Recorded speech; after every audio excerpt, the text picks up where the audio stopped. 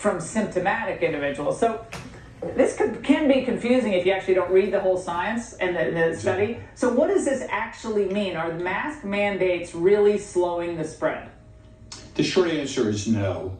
There's no evidence. There's no evidence that aerosolization of the virus is really a major transmitter. I think it's very clear, and we've known this since February with the Crown Princess, that it's oral fecal spread, very much like polio or norovirus.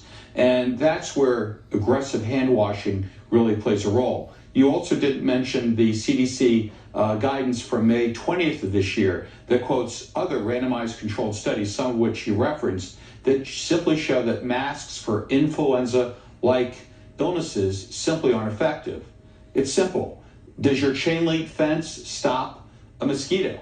It doesn't. That's I think, the fundamental problem. And there's good randomized controlled data that suggests that masks outside a strict medical setting simply don't slow transmission for viruses like corona. Yeah, Dr. Jensen, I want to get to you on this, because when I watched that original interview with Dr. Fauci, I think it was on the 60 Minutes Extra show, he seemed really convincing and he seemed really empathetic. He understood why people wanted to wear masks.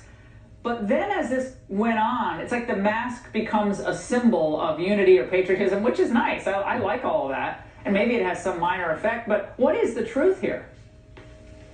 Honestly, I think Dr. Fauci is conflicted. He used to be quoting data that came from decades of learning and teaching in medical schools. If you mentioned a study from 2015, that was a study that was done when we didn't have scientists and doctors have such an agenda. Right now, we're getting a lot of garbage, and people are absolutely identifying their position before they release the study, before they even do the study. I think Dr. Fauci used to follow the science, and now he's pandering. Yeah, so Dr. Asqui, as you said, the CDC's own guidance from May says that although mechanistic studies support the potential effect of hand hygiene or face masks, evidence from 14 randomized controlled trials of these measures did not support a substantial effect on transmission of laboratory-confirmed influenza. So this is influenza, and I believe I also read that the size of the droplets of the coronavirus can be even smaller than the Correct. Influenza droplets. Is that correct? That's correct. That's correct. I think we need to fall back on proven science, not fear. And we need to help people understand, because people are becoming maniacal about masks, and it's leading to short, medium, and long-term effects such as school closure. Yeah, it's emotional and it's patriotic and it's unifying. That's fine, but is it scientific? That's the only question we're asking tonight. All right, Dr. Jensen, it isn't just masks where we're missing the science, though. Here's what a teacher in Orange County, California told CNN today. To put it out there, just in the 2-week period between June 22nd and July 6th, cases among 0 to 17 years of age have risen 65%.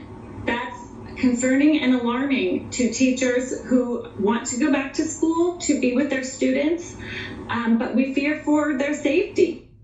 Now, in reality, Dr. Jensen, that 65% increase is really only 0.1% when measured against the 8.9 million kids in California.